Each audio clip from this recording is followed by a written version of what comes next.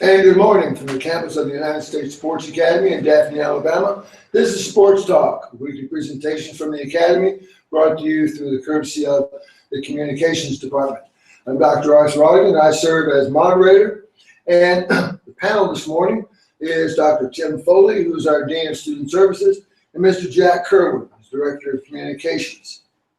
Well, Pete Rose is back. Pete Rose, or Charlie Hustle, played baseball with all of his heart. Everyone knows that.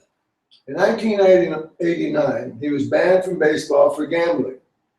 This season, Fox Sports has given him a job and a contract to do color commentary on their baseball broadcasts. Still, Rose cannot be on the field, according to his lifetime ban from baseball. But the question remains, should Rose be banned from the Hall of Fame? And that's what we'll discuss this morning. Dr. Foley, for those of you who may remember some of the other shows, played baseball at Kansas State. He was a first baseman and he lettered for 3 years. Mr. Kerwin has been a sports writer and a sports editor for over 3 decades and focused a great deal on baseball, and a lot of his work was in the Philadelphia area.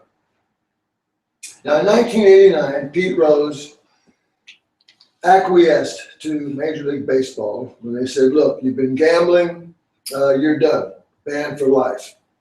He never admitted to gambling at that time, and he was banned for life. 2 weeks ago, Fox Sports announced that they are going to give him a contract to do color commentary on the Major League Baseball games. There are still those who question why Rose is not even on the ballot for the Hall of Fame, when there are other members of the Hall of Fame who are already there and other candidates who have committed far worse crimes, what have you. Some of them have been charged with domestic abuse. Some of them have been charged with dealing with drugs, alcohol, PEDs. And this is what we're going to discuss, and this is the crux of the problem we will face this morning. Jack, will you give us a brief background on Charlie Rose? Well, as you mentioned, Pete was banned in '89. He actually agreed to what was drawn up for him in terms of, his suspension and actually being banned. 2 years later, the baseball made it permanent, where it wasn't allowed. That's kind of where the issue is now. But he never did admit. He ultimately came out in 2004 and said that he did bet on baseball. And a lot of people seem to be confused on that. Usually his supporters will say it was when he was a manager. It actually occurred at the end of his career as well. So when he was a player manager. Basically when he got back to Cincinnati between '84 and '86 as a player manager.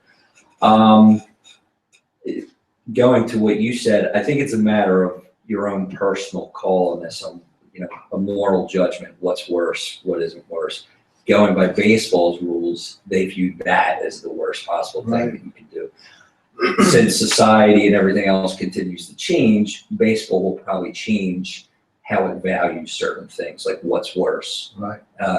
So there'll be a hierarchy of crimes. Yeah, it's a hierarchy of crimes. As we're seeing in all sports now, especially with domestic abuse being an issue with the NFL. Exactly. But in every Major League Baseball locker room, when you walk in, there's a sign that specifically prohibits gambling. Yes. And it is probably a result of 1919. The 8-man out, the Black Sox. Yep, and when Judge Kennesaw Mountain Hernandez came on, became the commissioner. Really, that strengthened the commissioner and probably strengthened Major League Baseball. And Tim, why do you think that the baseball writers seem to have such a bad time with Rose, even getting on the ballot? I don't understand not getting him on the ballot, but I think what really stings is personal choice, but I think people think that there was a manager in the dugout making decisions one way or another because he wanted to win bets. Right. Sammy Sosa and Mark McGwire, they were trying their best. They wanted to hit home runs. They weren't going to alter, even though, that summer of '98, which we were all glued. Right. Half Major League Baseball was juiced up. We didn't have a problem with that. But going back to the 1919 thing, you know, Joe Jackson was one of those individuals that was Yes. banned. He hit over 300. I think he hit the World Series only home run, and he still doesn't get any leniency. Right. So, 375 in that series. yeah, I know. Shoes, Joe? Yes. Yeah. Yeah, that's So, really. I think we have an issue with people throwing games or not trying their best. I would say on the general public, that's the case. That's a Arthur, in perception. terms of what you were asking, with the sports writers coming from that background and knowing how a lot of people are, it's a personal issue for Right. them. A lot of media members, and I see it nowadays too, they get very close to athletes. Right. And especially baseball, that is the sport where you are there every day. Right. You see these guys every day before games. You're talking to them and the manager before game. This is before anything even happens on the Right. field. You get to know their families. You get to know their likes and dislikes, who they will talk to in the media, who they won't talk to. And you're actually going to have a divide. You know, baseball has come down and won't let Pete on the ballot. But there are a lot of media members who are big proponents of Pete, who are part of the people, the big Right. push to get him. And that older generation that was so adamantly opposed to him, they're kind of fading out, and the new generation is coming along. Right. And it reminds, what you were saying reminds me, those of you who have not had a chance to either see the movie The Natural or read the book by Bernard Malamud, take a look at the character in there, the sports writer you're kind of talking about, Max Mercy, who really goes after the Roy Hobbs, the main character. And this relationship, it is particularly true in baseball, number one, because of the length of the season, and number two, because of the accessibility. And daily interaction. Every single day, right, and they just have that problem. Well, is there a double standard, Tim, do you think, with Major League Baseball here? I mean, we've got guys, Babe Ruth, let's face it, he was an alcoholic, he was just a big kid, and then you've got, who was the Georgia Peach? Oh, Ty Cobb. Ty Cobb, I mean, he was about. Great guy. Yeah, great guy. That guy in your family. You know, there's you know, you've read stories of Ty Cobb sharpening his spikes, beating up people in wheelchairs. So, you know, one of the things about, you know, how much time they spend with reporters, but it seems like Barry Bonds was really hated. It may even cost him an MVP. But I think there's a double standard. You know, if they like the person, There Right. absolutely that is involved in the media. Yeah. There's Yeah, definitely a personal element that factors in stuff such as MVPs. Although I think Barry's done okay, doesn't he have 5? 7. 7, is that Seven. it? He's done okay. He could add 8, but Okay. that's not bad. So, yeah, it's okay Right. on that end, but it was one of the things when I was in that field that bothered me, because I never judged anybody on the personal relationship. Right. It was always about what they did on the field. That for most that I noticed, the personal does carry over onto the field. right, and it gets that way because it lends identity not only to their writing, but to their own self-images, you know, which, you know, everyone wants to associate Well, with the and winner then and the so media forth. can influence the public's image as Exactly. well. Exactly. Well, let me ask you this. You know, you mentioned 2004, he finally admitted that he did. Right. But from what I understand, he never did bet against his own team. He's adamant about that. He remains adamant that he has never bet against the team. He always bet for the team. I think what it is when people are already shocked from the information that he bet on it, Right. when do they kind of checks and balances, weigh it out, what they can believe and what they can't believe? He says he didn't bet on his own team. Well, people might be so stunned that they can't just get over that fact. Right, and they can't differentiate, exactly. Right. And I mean, should you anyway? Exactly. It's not Another correct. thing, you know, he's voting for his team, and they got the other team's got their 5th starter who's got a 7 ERA, so he's gonna, you know, of course he's gonna bet on his team. He's still got the information, some inside information on the other athletes as well. So it's kind of like insider trading. Yeah, exactly. Yeah, Which is kind of interesting, little full circle here. The thing going on with the Reds manager right now, who just Oh, yeah. exploded. Oh, yeah, absolutely. And because of sharing media wanting information to give out and saying Right. it's getting You know, done to me. And I'm still- 77 F-bombs, but I heard an interesting, I listened to Schmidt, and going home, and Schmidt said, well, he may have had 77 F-bombs, but the purported Democratic candidate for president did 88 mm-hms in response to answers. So it was really I strange. would still like to see the locker room as a players, coaches only place, because we know what goes on in locker rooms. Right, I'm not gonna get into what goes on in there, but it would be nice to, have that as a sacred place, and then as they step out, do what you like, but. yeah, well, maybe Bruce Jenner would like that too, but that's another question entirely. Let me ask you this, and there is gonna be a special, by the way, on Bruce Jenner, for those of you who may be interested. I'm just gonna ask you guys right now, do you think that Pete Rose, in his lifetime, will ever make it in the Hall of Fame? Tim, In his lifetime, no. Jack? He's 74. I don't know exactly what kind of health he's in.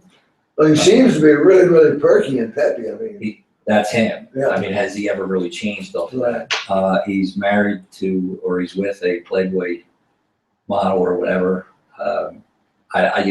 How much can his ticker take? I have no idea. In my lifetime, I think I have a little more longer to go than Pete. I could see him being in just because baseball will has ultimately evolved, change. yeah. Yeah, it'll keep evolving and stuff like that. I'm always fascinated in terms of the way Pete is viewed. I'll put the disclaimer out there. I've never been the biggest fan, but there's no ignoring what he What he did. accomplished. Oh, But I don't think people necessarily, they always see the hits total. He's the all-time hits leader. Right, But they also don't seem to factor in, he was also the all-time games played leader, the all-time at-bats leader, all-time played. Like, he certainly got the hits because he was around for an awful long time. Now, what I look at, he's a 303 lifetime hitter. right. That's Hall of Fame. that's all. That's pretty That's Right. the heartbreaking. The heartbreaking point is how hard he played every day. That's the heartbreaking from a fan or a coaching perspective, Sure. to have all this mess in there. Well, and I know where I'm from, Philadelphia. Right. The Phillies were pretty darn good Oh, before yeah. Pete Rose ever got there with Mike Schmidt and Larry Bow and Mhm. Greg Luzinski, but they couldn't get over the top. Right. They kept losing to Rose's Cincinnati Big Reds. machine gun. And the Phillies won 101 And games. Sparky, and Okay, Sparky. yeah. Yeah, Phillies won 101 games 2 years in a row, Mhm. 76 and 77, and got ousted, in the playoffs. They made the deal to get Pete in 79, which, they don't make the playoffs that year. But they finally got over the hump and won their first World Series in 1980. Yeah, I never will forget the Phillies 10 years prior to that. Gene Mauch was the manager, and they were ahead by 10 games going into the end of the season. And they lost out to St. Louis for the pennant. They didn't even get in to play for the pennant. They lost. It was unbelievable. Well, this is really, really one of the more interesting topics that we try to engage. Pete Rose is, in and of himself, an engaging character. There was a special on ESPN, I believe, about how he set up this booth in Las Vegas and sold autographed pictures and so forth of himself. And I thought that was kind of interesting and somewhat tragic. Yeah. But here's Pete Rose, who really, really is a residual victim of what happened in 1919. Because Major League Baseball never, ever wanted to have that specter of game fixing again, no matter what.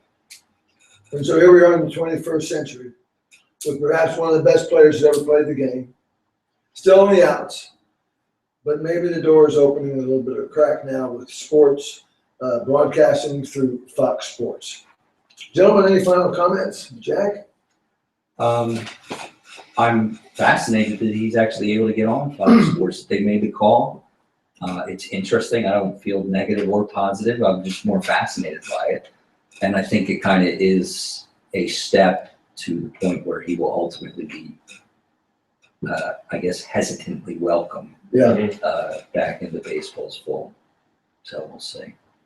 one of the things about baseball changing is that, baseball is still exempt from antitrust Right. laws. Yeah. And that was in 22, I Right. believe that. So will it change? Maybe not. Yeah, maybe not, who knows, who knows? That's true.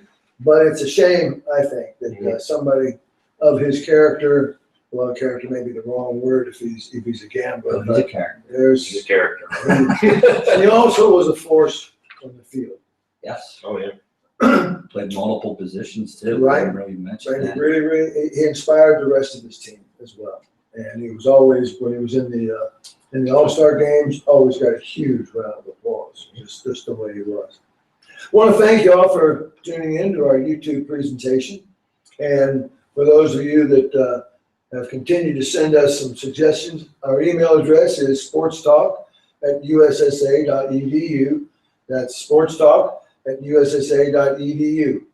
And so, from the United States Sports Academy in Daphne, Alabama, I want to thank Jack Kerwin and Tim Foley for helping us dissect what's happening with Pete Rose. Have a good day, and thanks for tuning in.